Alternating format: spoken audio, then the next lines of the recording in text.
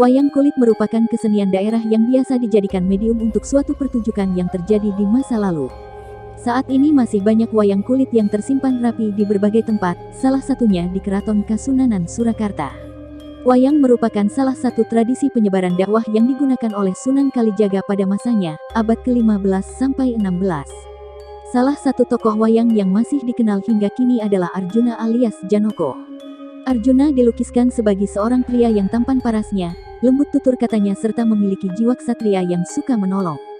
Tak hanya itu ternyata, walaupun hanya permainan dan seni turun-temurun, salah satu sosok wayang Arjuna di Jawa Tengah dipercaya memiliki kekuatan supranatural dan istimewa. Mengapa?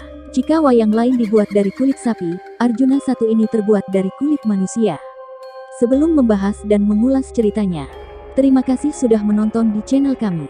Bantu kami untuk mengembangkan channel Karya Tanah Jawa dengan like, subscribe, share dan memberikan tanda lonceng di channel ini, agar kami dapat memberikan informasi ke seluruh dunia dan kami akan memberikan informasi baru lagi di channel ini. Terima kasih. Wayang kulit ini disebut wayang jimat. Dari ukurannya, tokoh-tokohnya, sama antara wayang jimat ini dengan wayang kulit umumnya. Kata jimat pada wayang jimat ini diambil dalam bahasa Jawa. Jimat berarti benda pusaka yang memiliki kesaktian atau kekuatan. Jadi, jika diterjemahkan, wayang jimat berarti sebuah benda pusaka berupa wayang yang memiliki kesaktian lebih. Seperangkat wayang jimat yang berisi sekitar 80 tokoh pewayangan ini telah berusia ribuan tahun. Saking tuanya, bahkan beberapa warna masing-masing tokoh wayangnya pun perlahan sudah pudar karena ditelan usia. Wayang jimat ini sejak zaman dahulu sampai sekarang tidak pernah berpindah tempat. Dipercaya, wayang-wayang ini hanya boleh berada dan bersemayam di kawasan lereng Gunung Merbabu, tepatnya di Kampung Dakan, Kenalan, Magelang, Jawa Tengah. Diterangkan oleh Sumitro pewaris wayang jimat sekaligus sesepuh Kampung Dakan, wayang jimat ini harus dirawat secara turun-temurun oleh sesepuh Kampung Dakan, tidak boleh oleh orang dari daerah lainnya. Wayang jimat harus berada di Kampung Dakan. Pewaris wayang jimat bukan secara turun-temurun berasal dari garis keturunan keluarga sendiri. Namun pewaris wayang ini haruslah orang yang dituakan di Kampung Dakan yang dianggap mampu menjaga dan merawatnya, kata pria yang telah 30 tahun merawat wayang keramat tersebut. Diterangkan tentang asal-muasal wayang jimat oleh pria yang juga seorang dalang wayang kulit ini, wayang jimat merupakan salah satu benda keramat peninggalan dari salah satu keraton yang ada di tanah Jawa ini, yaitu Keraton Kasunanan Surakarta. Kala itu, ada seorang pangeran darah biru dari Keraton Surakarta menderita sakit yang berkepanjangan. Berbagai tabib telah mencoba untuk menyembuhkan penyakitnya. Namun tetap saja, sang pangeran tak sembuh juga. Hingga akhirnya sampailah kepada pengobatan tabib yang terakhir. Si tabib tersebut mengatakan kepada pangeran kalau sakit tersebut hanya bisa disembuhkan oleh seorang pertapa sakti yang berasal lereng Gunung Merbabu yang bernama Ki Ajar Daka. Bersama para pengawal setia istana, sang pangeran segera dibawa menuju ke lereng gunung yang kini membatasi dua kota di wilayah Jawa Tengah, yaitu kota Magelang dan Salatiga. Benar, di lereng gunung ini memang terdapat seorang pertapa bernama Ki Ajar Daka yang dimaksud.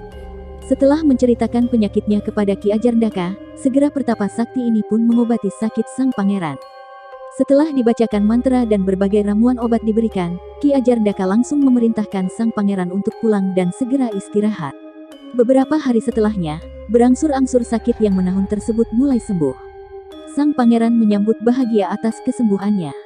Segera, pihak keraton mengutus para punggawa dan prajurit untuk menemui Ki Ajar Daka dan memboyong ke Keraton Surakarta sebagai tamu kehormatan. Sebagai ucapan terima kasih serta balas jasa, Ki Ajar Doko lantas diangkat sebagai kerabat kerajaan, namun tawaran tersebut ditolak Ki Ajar Daka. Akan diberi sebidang tanah berikut emas dan harta benda pun, dengan rendah hati pertapa ini juga menolaknya. Segala pemberian yang diberikan keraton ditolaknya, sampai akhirnya pihak keraton menyodorkan sebuah peti kayu yang berisi seperangkat wayang kulit bernama wayang jimat, baru Ki Ajar Daka bersedia menerimanya. Dibawalah wayang jimat tersebut kembali ke tempat pertapaan Ki Ajar Daka di lereng Gunung Merbabu. Dengan setia, pertapa ini selalu merawat benda pusaka pemberian keraton Surakarta tersebut sampai dirinya meninggal. Ketika akan meninggal, dirinya berpesan agar wayang jimat ini selalu dirawat dan dipelihara serta digelar untuk menghibur orang yang sedang kesusahan. Oleh Ki Ajar Daka, wayang jimat tersebut bukan diwariskan kepada anak cucu keturunannya, melainkan diwariskan kepada sesepuh warga kawasan lereng Merbabu. Makam Ki Ajar Daka kini terletak di sebelah timur kampung yang selalu diselimuti kabut. Untuk mengenang jasanya, Daerah tempat di mana Ki Ajar Daka menghabiskan seluruh hidupnya untuk bertapa tersebut lantas dimanakan Kampung Dakan, diambil dari nama belakangnya, yaitu Daka. Arjuna alias Janoko. Seperangkat wayang jimat tersimpan dalam kotak berbahan kayu jati dengan ukuran panjang sekitar 1 meter, lebar 3 meter dan tinggi kurang lebih setengah meter. Wayang tua ini kini berada di rumah kediaman Sumitro, sesepuh kampung. Peti ini masih asli, alias masih utuh seperti ketika Ki Ajar Daka menerimanya dari Keraton Surakarta dulu. Wayang jimat ini sangat dikeramatkan oleh masyarakat, khususnya masyarakat Jawa Tengah. Ini karena wayang jimat dipercaya memiliki kekuatan unsur magis yang kuat melekat pada salah satu tokohnya, yaitu tokoh wayang Janoko. Pada umumnya, wayang kulit akan terbuat dari kulit sapi. Namun wayang tokoh Janoko dari wayang jimat ini terbuat dari bahan yang tidak lazim, yaitu terbuat dari kulit manusia. Yang terbuat dari kulit manusia hanya tokoh Janoko saja. Kalau tokoh yang lain pada wayang jimat sama saja, bahannya terbuat dari kulit sapi, tegasnya. Bahan kulit yang dipakai untuk membuat tokoh Janoko alias Arjuna atau Permadi pada wayang jimat adalah kulit dari seorang pemuda suatu desa yang tinggal di sekitar daerah Surakarta, yang hidup ketika zaman Keraton Kasunanan Surakarta belum didirikan. Kalau siapa orang yang kulitnya dijadikan untuk bahan pembuatan wayang tokoh Janoko, tidak bisa memastikan siapa orangnya. Namun yang pasti, dalam pembuatnya dahulu, air yang dipergunakan untuk menyamak wayang Janoko ini adalah bekas air yang digunakan untuk memandikan jenazah mayat. Salah satu tokoh kesatria dalam Pandawa 5 di wayang jimat ini memiliki bentuk serta perawakan sama seperti tokoh wayang Janoko pada umumnya, yaitu berperawakan kecil, hidung mancung dan bertubuh tinggi. Umumnya, wayang Janoko itu akan berwarna kuning terang, tapi Janoko di wayang jimat ini warnanya lebih gelap dan hitam.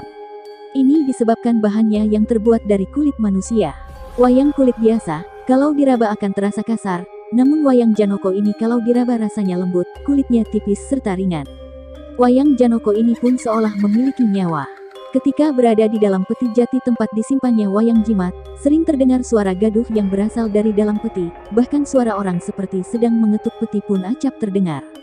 Suara itu baru reda jika si perawat wayang ini memberikan sesaji. Tiap malam Jumat Kliwon, Janoko ini selalu meminta sesaji. Sesaji tersebut berupa kembang, dupa, dan air putih, yang kesemuanya diletakkan di atas peti. Ketika pagelaran wayang jimat ini digelar, kembali sang Janoko ini pun selalu menunjukkan kalau dirinya itu hidup. Saya sering merasakan sesuatu yang berbeda ketika saat wayang Janoko akan tiba dimainkan, wayang Janoko tersebut seperti hidup.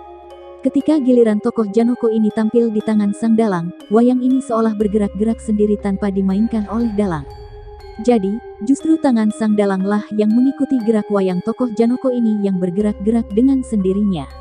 Hanya para pewaris saja yang boleh mementaskan wayang jimat ini, selain itu tidak ada yang kuat memainkannya. Pernah ada seorang dalang yang memainkan Janoko wayang jimat ini, tapi dalang tersebut tidak kuat. Dikatakan oleh dalang tersebut, ketika mau dimainkan, Janoko tersebut terasa berat dan membuat tangannya bergetar. Mengabulkan segala permintaan. Dalam setahun, sedikitnya wayang jimat ini wajib 2 kali ditampilkan dalam pagelaran wayang kulit.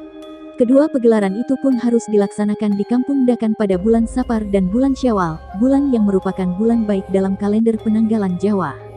Dalam setiap pementasannya, berbagai sesaji yang harus dipersiapkan oleh Sumitro. Perlengkapan sesajen yang disediakan sepasang, ini dimaksudkan sebagai perlambang kalau kehidupan di dunia itu membutuhkan suatu keseimbangan di dalamnya, seperti halnya Sang Pencipta selalu menciptakan makhluknya berpasangan.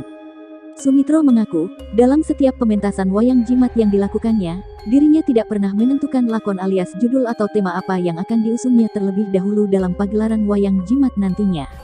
Itu semua muncul dengan sendirinya. Ketika sesajen telah dipersiapkan semua dan dupa dinyalakan, Sumitro kemudian membacakan mantra yang dahulu juga dibaca oleh pewaris-pewaris wayang jimat ini sebelum dirinya. Pada saat itulah, baru sang dalang ini mendapat wangsit tentang lakon yang harus dimainkannya saat itu.